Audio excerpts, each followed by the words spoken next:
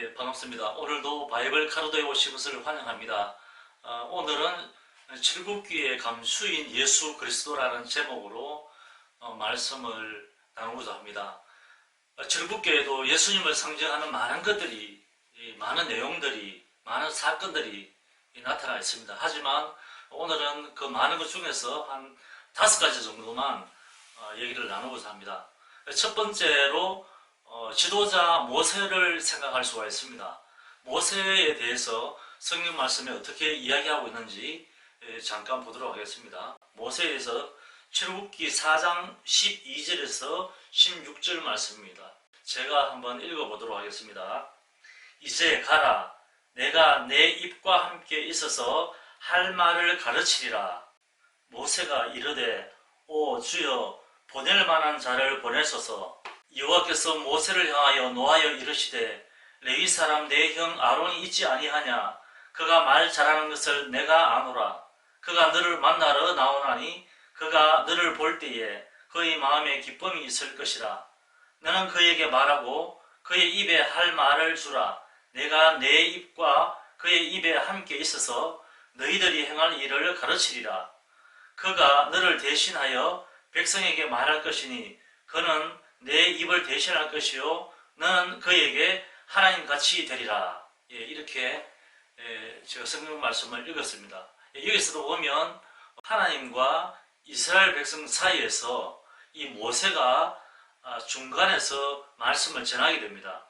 그래서 이 모세가 하나님의 말씀을 대언해주는 그 대언자로서의 그런 모습을 통해서 발견할 수 있고, 그런 모세가 왜 예수님과 같은 비슷한 역할을 하고 있는가 하는 것을 요한복음을 찾아보도록 하겠습니다. 요한복음 12장 50절 말씀입니다. 요한복음 12장 50절 말씀 제가 한번 읽어보도록 하겠습니다. 나는 그의 명령이 영생인 줄 아노라. 그러므로 내가 이르는 것은 내 아버지께서 내게 말씀하신 그대로니라 하시니. 그러니까 모세가 전하는 말이 모세의 말이 아니라 하나님의 말씀이듯이 예수님이 전하는 그 말씀이 예수님의 말씀이 아니라 하나님께서 자기에게, 하나님 아들로서 자기에게 전한 하나님의 말씀을 전한다 하는 이러한 내용으로 같은 중보자 역할을 하는 모세라는 것을 우리가 생각해 볼 수가 있습니다. 또한 그것에 대해서 성경 한 곳 더 보도록 하겠습니다. 성경 요한복음 14장 24절 말씀입니다. 요한복음 14장 24절 말씀 제가 한번 읽어보겠습니다. 나를 사랑하지 아니하는 자는 내 말을 지키지 아니하나니 너희가 듣는 말은 내 말이 아니요 나를 보내신 아버지의 말씀이니라. 여기에서도 똑같이 예수께서 하신 말씀이 바로 아버지의 말씀이라고 이렇게 표현을 하고 있습니다. 그래서 이 모세는 예수님처럼 이렇게 대언자로서의 그러한 역할을 하였다는 것을 우리가 출애굽기를 읽으면서 알 수 있어야 된다고 말씀을 드립니다. 그리고 두 번째로 이 모세는 왜 예수님과 같은 모습을 지니는가? 구원자로서의 모습을 이 모세는 보여주고 있습니다. 첫 번째는 대언자로서의 모습을 보여주었고, 두 번째는 구원자로서의 모습을 보여주었습니다. 여러분 잘 알고 있듯이 이스라엘 백성을 애굽에서 가나안 땅으로 인도해 들어가기 위해서 애굽에서 구출해내는 그런 구원자로서의 역할을 이 모세가 했다는 것입니다. 성경 말씀 한 곳 보도록 하겠습니다. 출애굽기 3장 10절 말씀입니다. 제가 한번 읽어보도록 하겠습니다. 이제 내가 너를 바로에게 보내어 너에게 내 백성 이스라엘 자손을 애굽에서 인도하여 내게 하리라. 이렇게 말씀을 해주고 있습니다. 그러면 신약 성경에서 예수님에 대해서 어떻게 말씀하고 있는지 한번 신약 성경 찾아보도록 하겠습니다. 마태복음 1장 21절 말씀입니다. 마태복음 1장 21절 말씀 제가 한번 읽어보도록 하겠습니다. 아들을 낳으리니 이름을 예수라 하라. 이는 그가 자기 백성을 그들의 죄에서 구원할 자이심이라 하니라. 예, 출애굽기 3장 10절 말씀과 마태복음 1장 21절의 이 말씀, 그러니까 이 모세도 이스라엘 백성을 애굽에서 구원해내는 역할을 하고 예수님도 우리를 죄에서 구원해내는 역할을 한다는 것을 말해주고 있습니다. 그래서 우리가 출애굽기를 읽을 때 이 모세를 통해서 예수님이 갖고 계시는 그 직무, 그러니까 대언자로서 그리고 구원자로서의 역할을 모세를 통해서 발견하면서 장차 오실 예수님이 우리를 죄에서 구원해 주시고 하나님의 말씀을 우리에게 전해 주신다는 그런 내용을 출애굽기를 통해서 발견할 수 있어야 된다는 말씀을 드립니다. 그리고 전체적으로 두 번째 말씀을 한번 생각해 보시고, 두 번째는 유월절 어린 양의 희생이라고 볼 수가 있습니다. 유월절 어린 양. 유월절이라고 하는 것은 바로 유월, 그러니까 이스라엘 백성이 애굽에서 출애굽에서 나오기 전에 애굽 왕 바로가 이스라엘 백성이 나가는 것을 반대할 때 하나님께서 10가지 재앙을 내리지 않습니까? 마지막 재앙이 장자의 죽음에 대한 그러한 재앙인데, 그 재앙을 피하기 위하여서는 양을 잡아서 양의 피를 문의 임방과 문의 설주에 바르면은 죽음의 천사가 그 집에는 들어가지 않고 넘어가리라 해서 유월이라는 말을 사용하고 있고, 또 유월절이라고 지키고 있습니다. 지금도 지키고 있고요. 그래서 유월절에 그 잡혔던 그 어린 양이 바로 예수님을 상징한다는 것을 우리가 출애굽기를 읽으면서 알 수 있어야 된다는 말씀입니다. 그래서 출애굽기 성경 말씀 한 거 보도록 하겠습니다. 출애굽기 12장 21절에서 23절 말씀입니다. 출애굽기 12장 21절에서 23절까지 말씀 제가 한번 읽어보도록 하겠습니다. 모세가 이스라엘 모든 장로를 불러서 그들에게 이르되, 너희는 나가서 너희의 가족대로 어린 양을 택하여 유월절 양으로 잡고 우슬초 묶음을 가져다가 그릇에 담은 피에 적셔서 그 피를 문 임방과 좌우 설주에 뿌리고 아침까지 한 사람도 자기 집 문 밖에 나가지 말라. 여호와께서 애굽 사람들에게 재앙을 내리려고 지나가실 때에 문 임방과 좌우 문 설주의 피를 보시면 여호와께서 그 문을 넘으시고 멸하는 자에게 너희 집에 들어가서 너희를 치지 못하게 하실 것임이니라. 예, 제가 말씀드린 것처럼 그 성경 말씀을 그대로 읽었습니다. 그래서 그 피를 바른 집에는, 문설주와 임방에 바른 집에는 여호와께서 들어가서 그 치지 아니하고 장자를 죽이지 아니하고 넘어가리라 하는 그런 말씀을 해주고 있습니다. 그러면 이 내용이 어떻게 예수님과 연관이 되는가? 신약 성경을 한번 더 보도록 하겠습니다. 요한복음 1장 29절 말씀입니다. 요한복음 1장 29절 말씀입니다. 제가 한번 읽어보겠습니다. 이튿날 요한이 예수께서 자기에게 나오심을 보고 이르되, 보라, 세상 죄를 지고 가는 하나님의 어린 양이로다. 예, 여기 나오는 것처럼 예수님이 바로 세상 죄를 지고 가는 하나님의 어린 양이로다 라고 말씀을 해주고 있습니다. 구약 성경에서 이스라엘 백성을 살리기 위하여, 그러니까 장자의 죽음을 피하기 위하여 양을 잡아서 피를 바른 것처럼 예수님을 우리를 죄에서 구원해 주시기 위하여 피를 흘리셨고, 우리가 잘 알듯이 십자가에 못 박혀 돌아가셨잖아요. 그러니까 십자가의 좌와 위와 아래, 그러니까 문 임방과 문 설주 이렇게 얘기하듯이 십자가도 같은 의미입니다. 그러니까 어린 양의 피를 문 임방과 설주에 바른 것처럼 예수님도 어린 양으로서 피를 흘리시고 십자가에 못 박혀서 돌아가셨다는 겁니다. 그래서 이 유월절의 어린 양이 바로 장차 우리 죄를 위하여서 십자가에 못 박혀 돌아가시는 예수 그리스도를 상징한다는 말씀을 알아야 된다는 것을 말씀드리겠습니다. 그리고 신약 성경 한 곳 더 보도록 하겠습니다. 고린도전서 5장 7절 말씀입니다. 고린도전서 5장 7절 말씀 제가 한번 읽어보겠습니다. 너희는 누룩 없는 자인데 새 덩어리가 되기 위하여 묵은 누룩을 내버리라.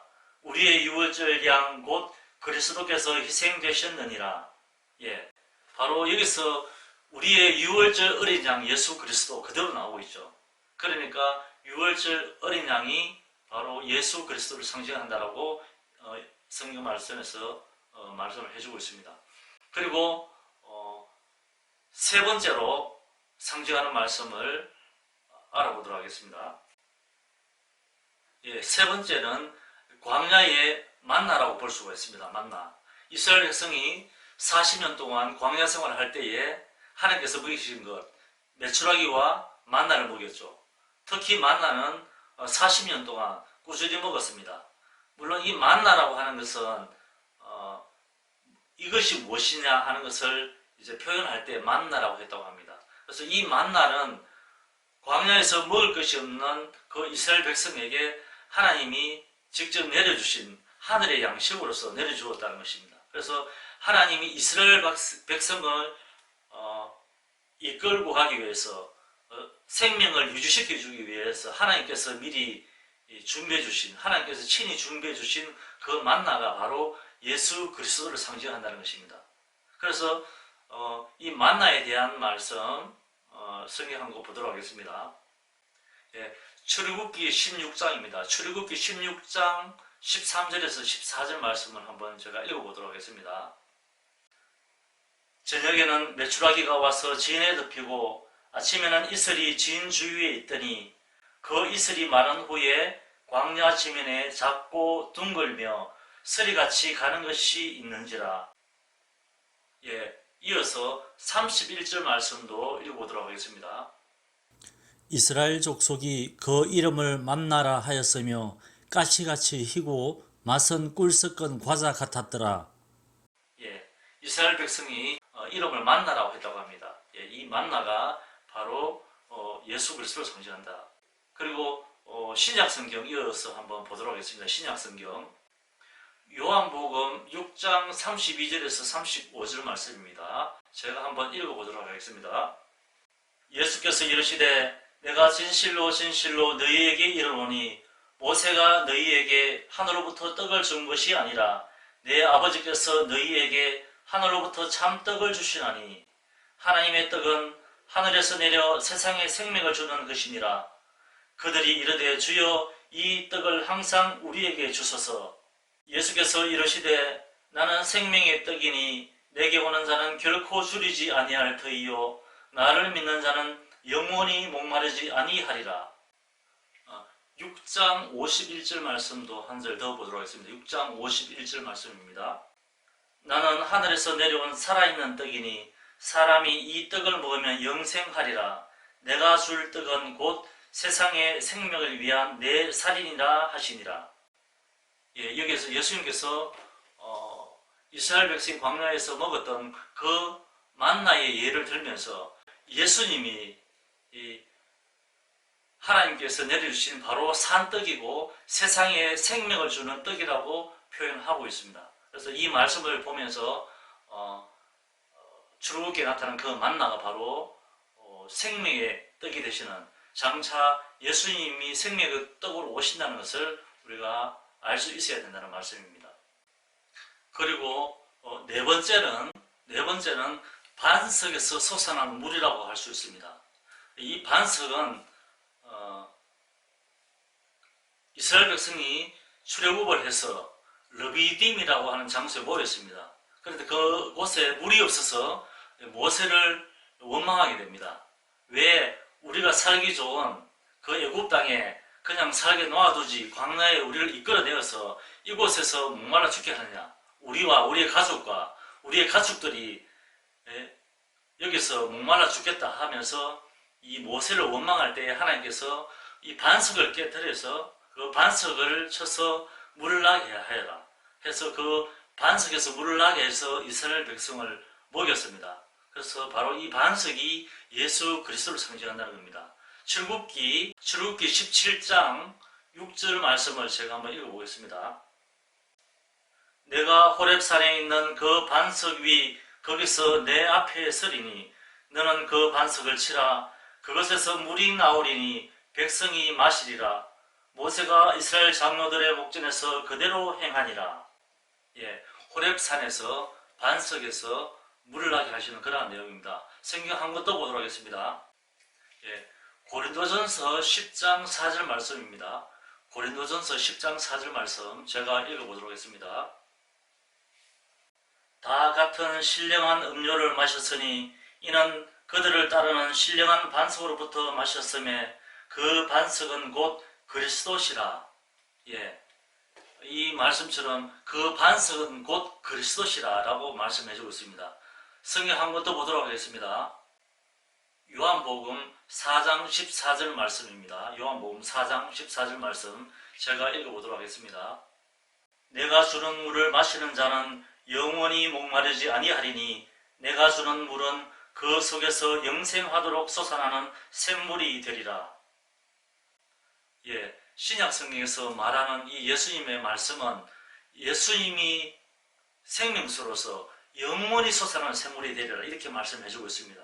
이스라엘 백성은 광야에서 그 르비딤의 반석에서 잠깐 목마름을 채웠지만 예수님은 영원히 목마르지 아니하는 그런 물이 되리라고 말씀을 하고 계시는 겁니다. 그래서 우리가 이 출애굽기를 읽을 때 특히 이 르비딤에서 반석에서 물이 나는 모습을 보고 예수님께서 장차 우리의 생명수가 되시고 또 영원히 목마르지 않은 그러한 말씀을 우리에게 주신다는 것을 이 출애굽기를 통해서 발견할 수 있어야 된다는 것입니다.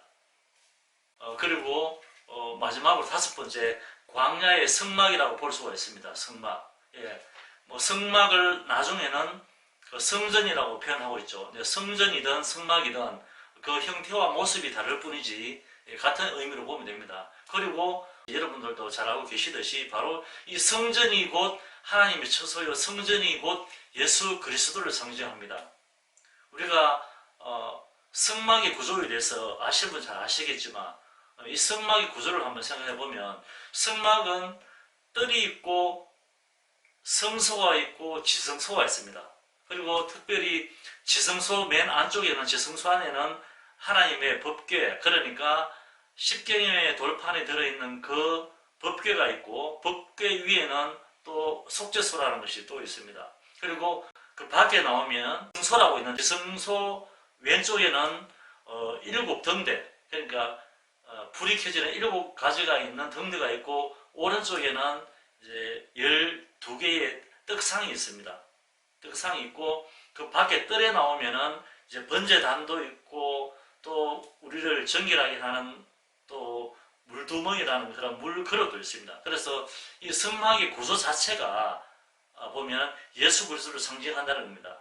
예, 먼저 뜰에 보면은 그 뜰에서 번제단에서 어린 양을 잡아서 태우고 희생의 제물을 드리듯이 예수님이 제물 되시고 또 물두멍에서 제사장이 씻고 또 정결한 모습으로 성소에 들어가듯이 우리가 세례를 받음으로써 예수 이름으로 세례를 받음으로써 정결하게 된다는 것입니다. 그리고 성소에 들어가면은 좌쪽에 등대가 있고 오른쪽에 떡이 있는데 바로 예수님이 생명의 떡이시고 세상의 빛이라 했습니다. 그렇기 때문에 예수님이 빛이시고 등대가 바로 예수 그리스도의 빛을 말하시고 뜻하고 그 다음에 오른쪽에 있는 그 떡상이 바로 생명의 떡을 의미하는 것입니다. 그리고 안에 지성소 안에 있는 그 법궤 자체가 하나의 말씀으로 오신 예수 그리스도, 그리고 그 위에 보면 속죄소라고 있는데 거기에는 어린 양의 피를 뿌립니다. 바로 어린 양의 피는 예수 그리스도의 십자가의 죽음을 상징한다는 겁니다. 그러니까 이 성막 안에 있는 모든 기물들과 성막 전체의 모습과 그 구조와 역할, 모든 것들이 바로 예수 그리스도를 상징한다는 것을 우리가 출애굽기를 통해서 발견할 수 있어야 된다는 것입니다. 특별히 출애굽기 25장에서 27장까지 그 말씀 안에 이 성막에 대해서 자세하게 소개되어 있다는 것을 우리가 알 수 있습니다. 그러면 이 성막에 대해서 신약에는 어떻게 말하고 있는지 한번 신약 성경을 찾아보도록 하겠습니다. 먼저 히브리서 8장 5절 말씀을 한번 보도록 하겠습니다. 히브리서 8장 5절 말씀입니다. 예, 제가 한번 읽어보도록 하겠습니다. 그들이 섬기는 것은 하늘에 있는 것의 모형과 그림자라. 모세가 장막을 지으려 할 때에 지시하심을 얻음과 같으니 이르시되 산과 모든 것을 산에서 내게 보이던 본을 따라 지어라 하셨느니라. 그러니까 그 장막, 성막, 회막이라고도 얘기를 합니다. 결국은 그 모습이 장차 하늘에 갔을 때 천국의 모형이라고 이야기를 해주고 있죠. 그리고 요한계시록 성경 한 절 더 보도록 하겠습니다. 요한계시록 21장 3절 말씀입니다. 요한계시록 21장 3절 말씀 제가 한번 읽어보겠습니다. 내가 들으니 보좌에서 큰 음성이 나서 이르되 보라 하나님의 장막이 사람들과 함께 있음에 하나님이 그들과 함께 계시리니 그들은 하나님의 백성이 되고 하나님은 친히 그들과 함께 계셔서 하늘의 장막에 대해서 이렇게 요한계시록에 이야기를 해주고 있습니다. 오늘 5가지 다른 그 첫 번째가 바로 모세가 바로 예수 그리스도를 상징한다라고 말씀을 드렸습니다. 그리고 바로 두 번째가 유월절 어린 양이 유월절 어린 양의 죽음, 그 유월절 어린 양이 예수 그리스도를 상징한다고 말씀을 드렸습니다. 그리고 세 번째가 바로 광야에 내려줬던 그 하늘의 만나가 그리스도를 상징한다고 하였고, 그 다음에 네 번째가 반석에서 솟아난 물이 바로 예수 그리스도를 상징한다고 말씀드렸고, 마지막으로 광야의 성막이 바로 예수 그리스도를 상징한다고 말씀을 드렸습니다. 그 외에도 예수 그리스도를 상징하는 내용이 너무나 많이 있습니다. 그리고 출애굽기와 또 다음에 민수기라든지 중복되는 내용이 많이 있을 수도 있습니다. 하지만 아무튼 이 출애굽기에 이 5가지 외에도 여러 가지 사건, 여러 가지 또한 물건들이 많이 등장하고 있습니다. 그런 것은 다음에 레위기, 민수기, 신명기를 공부할 때 그때 다시 한 번 더 반복할 수 있는 것을 반복하고 또 새로운 내용은 또 새롭게 말씀드리도록 하겠습니다. 오늘은 이렇게 간단하게 5가지 출애굽기에 감추인 예수 그리스도에 대해서 한번 살펴보았습니다. 다음에는 레위기에서 예수 그리스도를 상징하는 내용이 무엇인지 한번 보도록 하겠습니다. 그럼 다음 시간에 만나도록 하겠습니다. 감사합니다.